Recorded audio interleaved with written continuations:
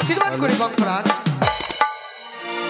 মাতা বলো। জানতে পারিনি মাতা কিসের জন্য নাক শ্রেষ্ঠ বঙ্করাজকে করেছে স্মরণ। বঙ্করাজ তুমি আর বিলম্ব করো না, এই মুহূর্তে ছুটে যাও সাঁওতালি পর্বতে। সেই সাঁওতালি পর্বতে বাসর ঘরে লক্ষিন্দরের মরণ হয়েছে। তুমি যাও আর ওই লক্ষিন্দর আত্মা পাহারা দেবে, নিশি প্রভাত হলে কবচ করে নিয়ে আসবে আমার নিকটে। বেশ মাতা, আমি এই মুহূর্তে যাবো ওই সাঁওতালি ভূদের লৌহবাসের ঘর ওই লক্ষিন্দরের জীবাত্মা পাহারা দেওয়ার জন্য। যাওয়ার পূর্বে আমি জানাই সহস্র কোটি প্রণাম মাতা। আশীর্বাদ করি।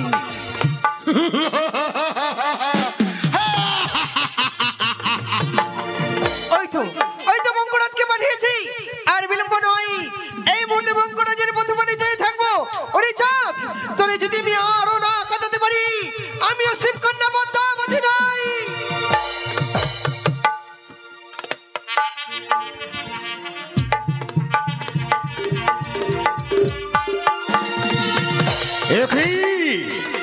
এই মুহূর্তে জানিতে পাইলাম লক্ষিন্দরের হয়েছে সর্পাঘাতে মৃত্যু।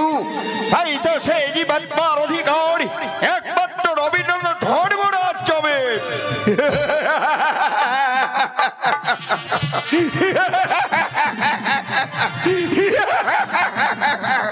কোথায়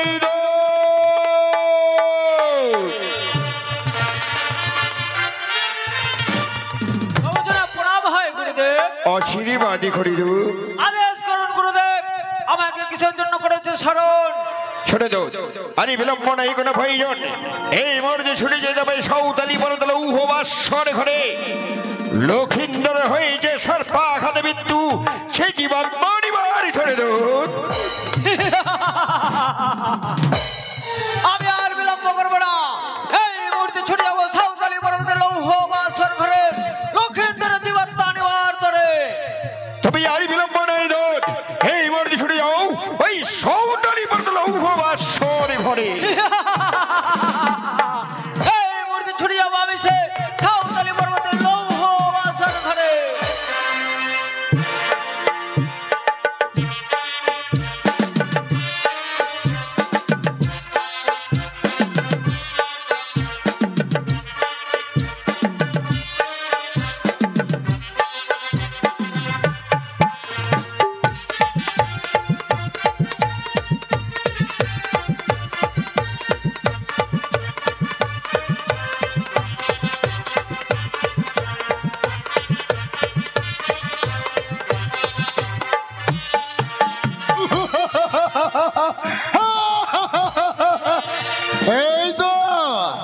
এই তো সাঁওতালি ভূদের লৌহবাসর ঘর। এই মুহূর্তে আমি লক্ষিন্দরের জীবাত্মা পাহারা দেব।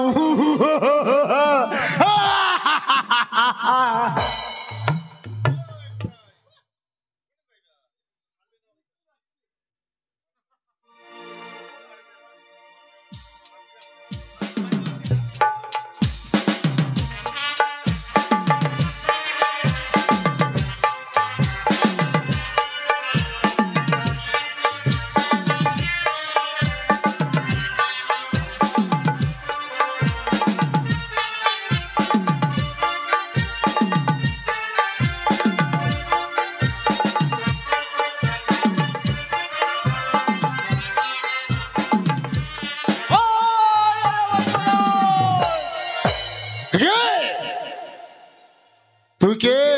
তুই আমার পিছনে ধাক্কা মারছিস? হারামজাদা, আমি তোকে এই মুহূর্তে শেষ করে দেবো। আমি হচ্ছে যমরাজের যমদূত।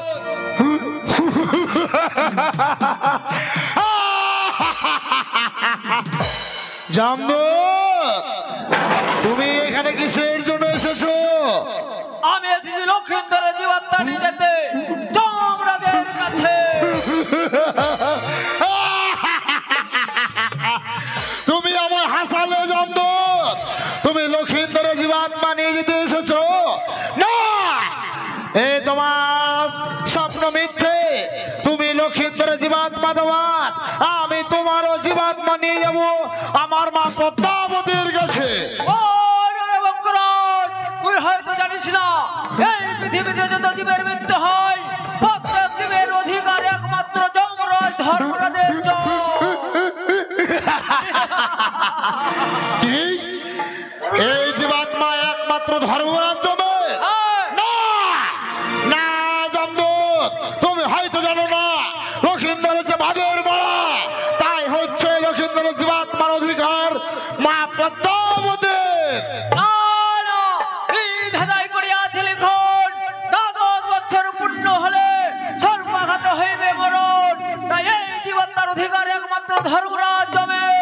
কি তুমি যদি স্বেচ্ছায় এই লোহবাসের ঘরে থেকে না যাও, আমি লক্ষিন্দরের জীবাত্মার সঙ্গে তোমারও জীবাত্মা নিয়ে যাবো মা পদ্মাবতীর কাছে।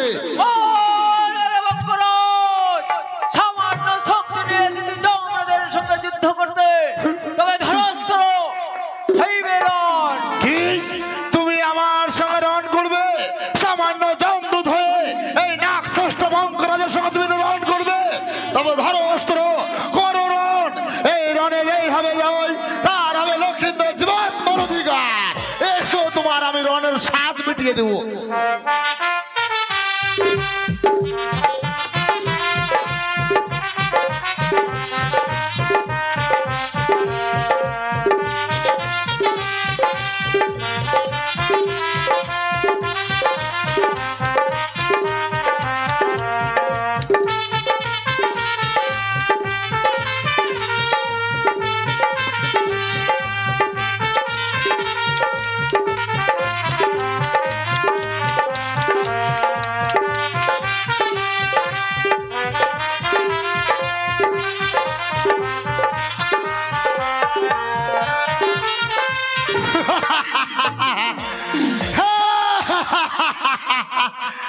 জমদূত, এবার তোমায় বলছি, তুমি যদি এই মুহূর্তে তুমি যদি না যাও ফিরে, এবার আমি তোমারও জীবাত্মা নিয়ে যাবো আমার মা পদ্মাবতীর কাছে।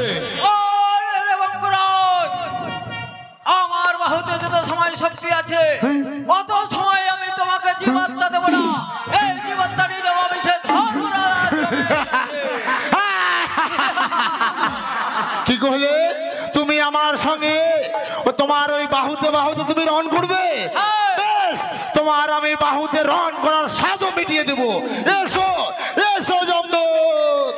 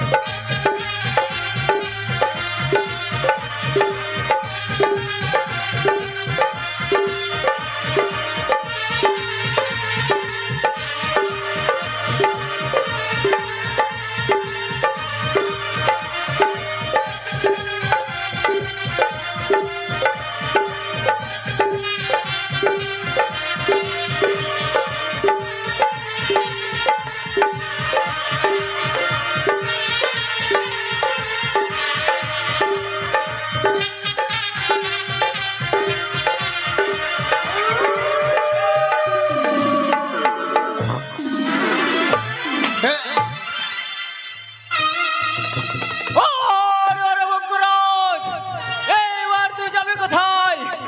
এই মুহূর্তে আমি লক্ষিন্দরের জীবাত্মা নিয়ে করিব পলায়ন। না, আর বিলম্ব করবো না। এই মুহূর্তে আমি লক্ষিন্দরের জীবাত্মা নিয়ে যমরাজের কাছে করিব পলায়ন।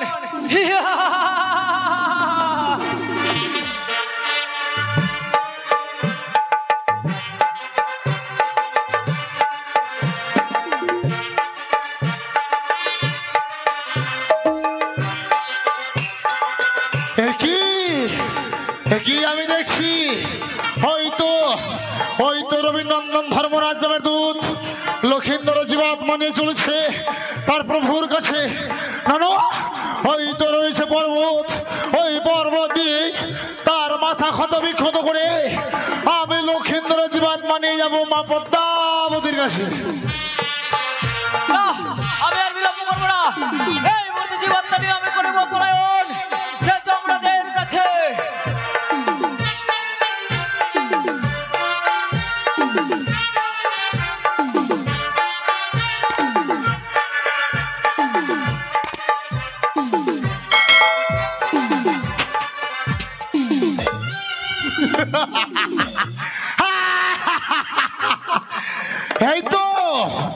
এই তো জামদূতকে আমি শেষ করে দিয়েছি। তবে আমি আর বিলম্ব করবো না, এই মুহূর্তে লক্ষিন্দরের জীবাত্মা নিয়ে চলে যাবো সে মা পদ্মাবতীর কাছে।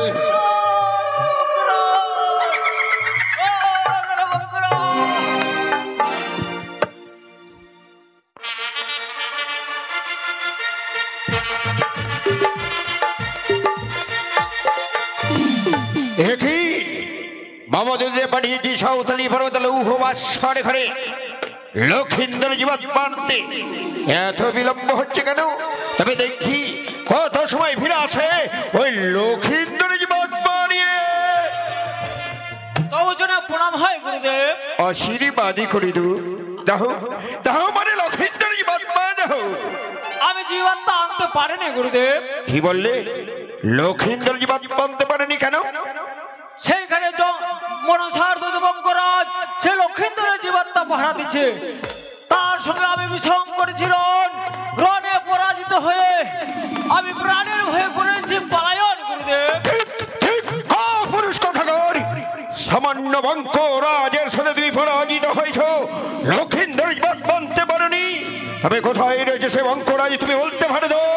সে নিকটেই রয়েছে গুরুদেব। নিকটেই রয়েছে, তবে আর বিলম্ব নয়, চলো চলো এই মুহূর্তে বঙ্করাজের কাছ থেকে লক্ষিন্দর জীবাত ছিনিয়ে নিয়েছে ওই চমালয় করবো গমন।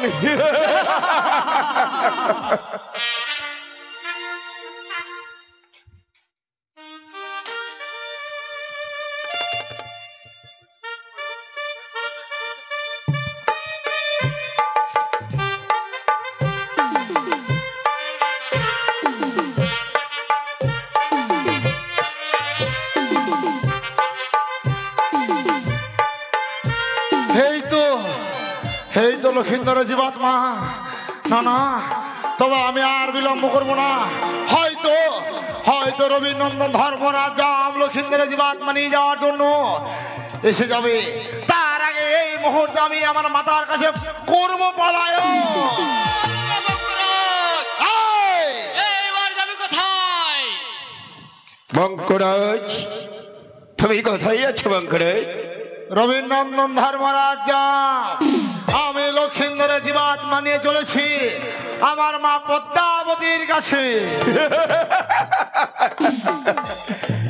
লক্ষিন্দর জীবাত্মা নিয়ে তোমার মার পদ্মাবতীর কাছে যাচ্ছে?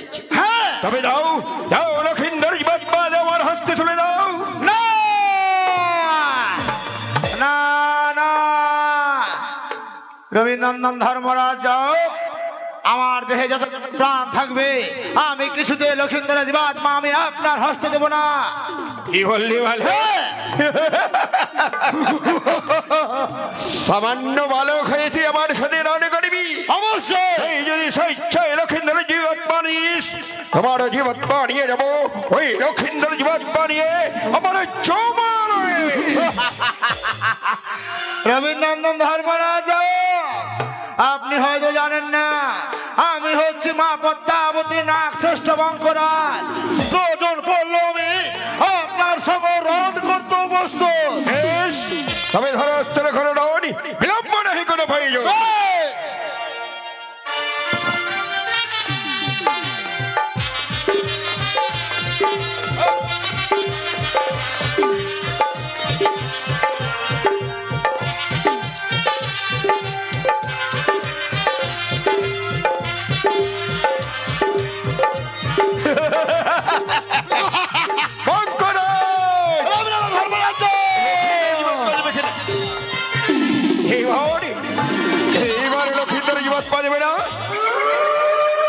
তবে দাও দাও, আমার হস্তে তুলে দাও লক্ষিন্দর জীবাত্মা। লক্ষিন্দর জীবাত্মার সাথে তোমার জীবাত্মা নিয়ে যাবো আমার এই জমালয়ে। তবে দাও দাও, এই তো লক্ষিন্দর জীবাত্মা পেয়েছি, আর বিলম্ব করবো না। এই মুহূর্তে লক্ষিন্দর জীবাত্মা নিয়ে আমার এই জমালয়ে করবো গমন।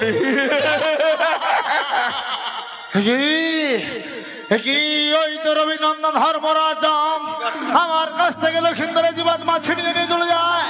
না না, তবে আমি আর বিলম্ব করবো না, আমি এই মুহূর্তে যাব আমার মাতার কাছে। নিশি প্রভাত হলে লক্ষিন্দর আত্মা কবচ করে নিয়ে আসবে আমার নিকটে। আর কিছুক্ষণ প্রথমে চেয়ে থাকি আমি।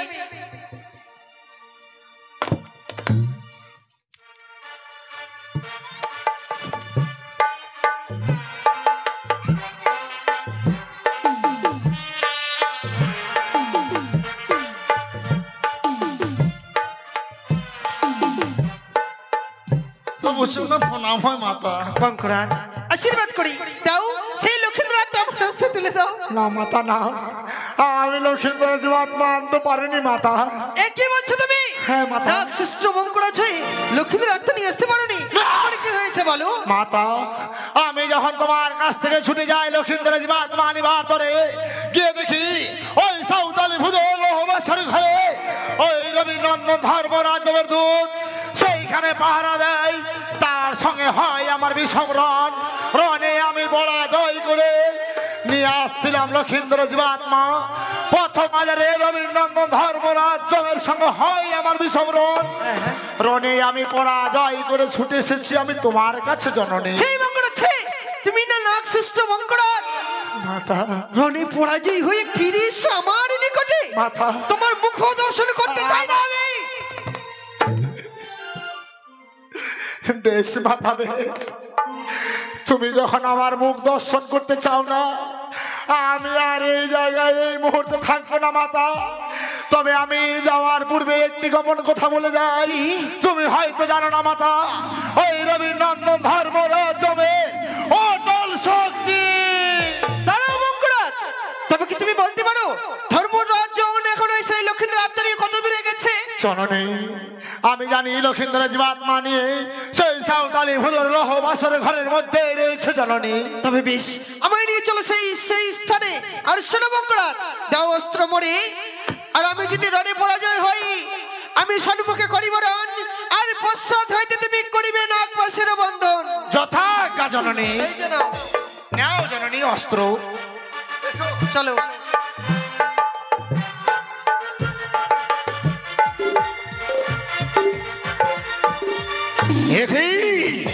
এই তোমার লক্ষিন্দর জীবাত্মা পেয়েছি, আমি আর বিলম্ব করবো না। এই বড় লক্ষিন্দর জীবাত্মা নিয়ে আমার এই জমালয় করব গমন।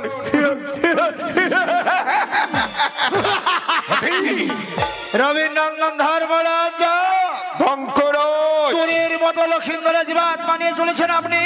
সেই দেখো ধর্মরাজ্য, এই মুহূর্তে আমার সঙ্গে আমার মাতা এসেছে। হ্যাঁ।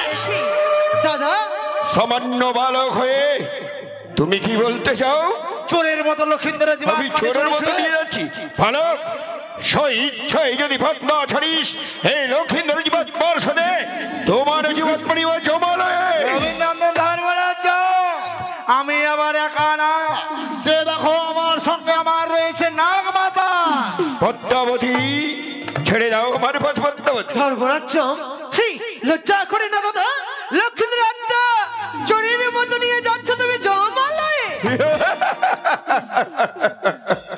চোরের মতো নয় পদ্মাবতী, লক্ষিন্দরের হয়েছে মৃত্যু, সেই জীবাত্মা নিয়ে আমি আমার জমালয় করেছি গো। দাদা, এই আত্মার তো তোমার অধিকার নেই। লক্ষিন্দরের মরণ হয়েছে আমার এই চক্রান্তে, সেই জন্য তার আত্মার অধিকার একমাত্র শুধু আমার। পদ্মাবতী, এই পৃথিবীতে যত মৃত্যু না কেন প্রত্যেক জীবের অধিকার একমাত্র রবীন্দ্রনাথ ধর্মরাজ্য হয়েছে, কিন্তু এই মোড়া সেই সাদের মোড়া নয়, এই মোড়া হচ্ছে বাদের মোড়া। এই জন্য এই আত্মার অধিকার আমার। যাও দাদা, লক্ষিন্দর আত্মা আমার হস্তে তুলে দাও। পদ্মাবতী, বিধাতায় করেছে লিখন, দ্বাদশ বৎস পুণ্যকাল হইলে সর্বাঘাতে হইবে মরণ, সে জীবাত্মার অধিকার একমাত্র রবীন্দ্রনাথ ধর্মরাজ্য। বিধাতাও লিখেছিল আমারই কথাতে ওই বাছারে ললাটে। আর শোনো, আজকের দিনে যদি লক্ষিন্দর আত্মা না দাও না, আমি তোমার পথ কিছুতেই ছেড়ে দাঁড়াবো না। তুমি আমার পথ ছাড়বি না? তুমি যদি আমার পথ না ছাড়ো, তবে ধরো অস্ত্র করো, বিলম্ব নেই কোনো প্রয়োজন। তবে শুরু হোক।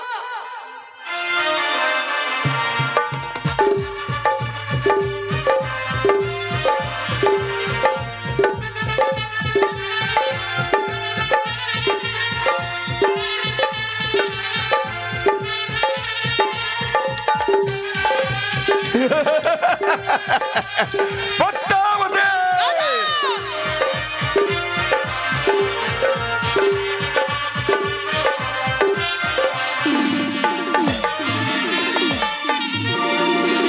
বম বম হরে গলাস্পতি, বম বম হরে গলাস্পতি, বম বম হরে হরে। কি আজ মম সিংহাসন করে আছে টালমোল, জানি না কিবা কারণে আমার কৈলাস পরি করছে টালমোল। না না না, আমি এই মুহূর্তেই ঠেলে যাবে। দেখো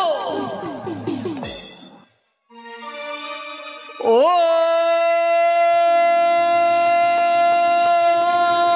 নারায়ণী নমঃ, ও নারায়ণী নমঃ, ও নারায়ণী নমঃ। দেখি কি দেখছি আমি, ওই মর্ত ধামে ধর্মরাজ ধামের সহিত মম দুহিতা পদ্মাবতীর হচ্ছে বিস্কণ্ড। জানি না কিবা কারণে তারা করছে। না না না, আমি যদি এই মুহূর্তে তাদের সর্বকে না যাই, জানি না এই বিশ্ব ব্রহ্মাণ্ড যেন দূর পার করে ফেলবে, সব ছাড়খাড় হয়ে যাবে। তাই বিলম্ব নয়, আমি এই মুহূর্তে যাবো তাদের সম্মুখেই। তারাও ধর্মরাজ শান্ত হয় পদ্মাবতী, তারা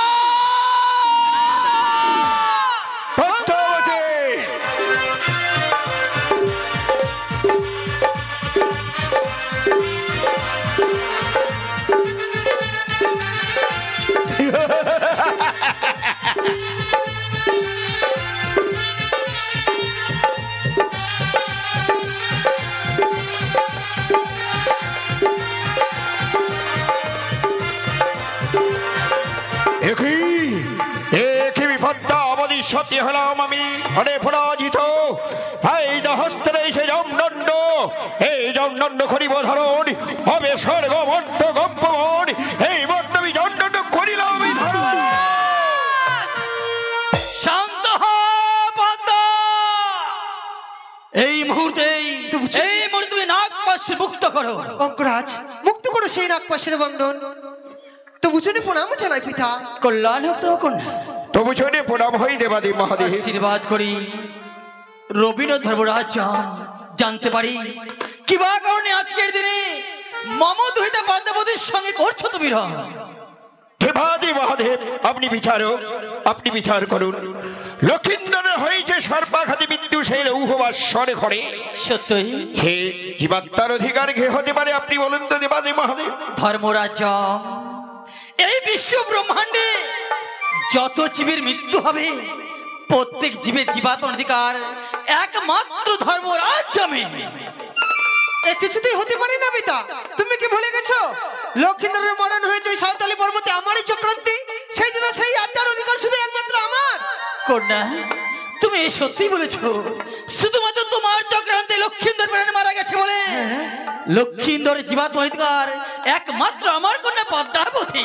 দেবাদেব মহাদেব, বিধাতে করেছে লিখনে দ্বাদশ পুণ্যকাল হইলে সর্বাঘাতে হইবে মরণ, সে জীবাত্মার অধিকার কে হতে পারে আপনি বলেন তো।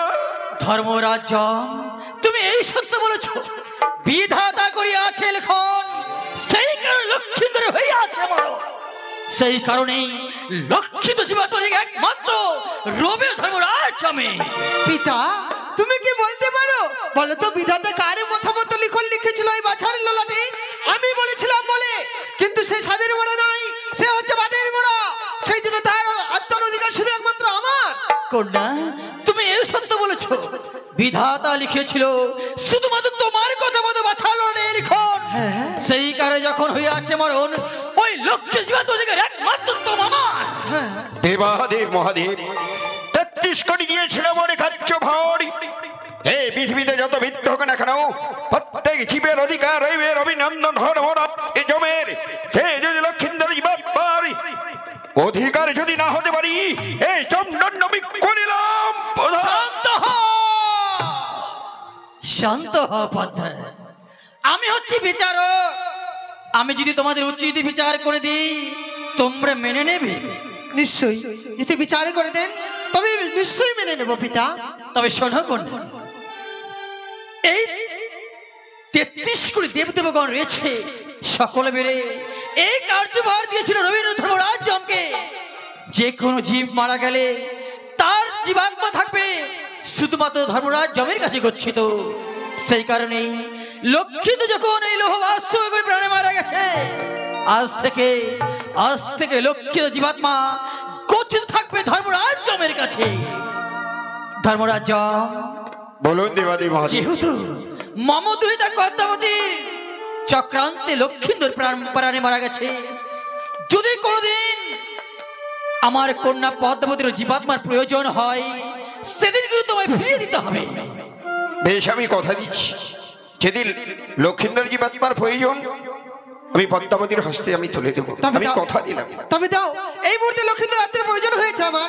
এই যে নে অনুপদ্মা। না দাদা না, আমি তোমায় পরীক্ষা করছিলাম। তোমার নিকটেই রাখো সেই লক্ষ্মীদের আত্মা, যেদিন আমার প্রয়োজন হবে সেই দিন আমি চেয়ে নেব। সত্যই তাই, তোমরা আর বিবাদ না করে আমি আসি। কেমন বেশ, তবু জন্য প্রণাম হয়েছে। কল্যাণ হয় পিতা।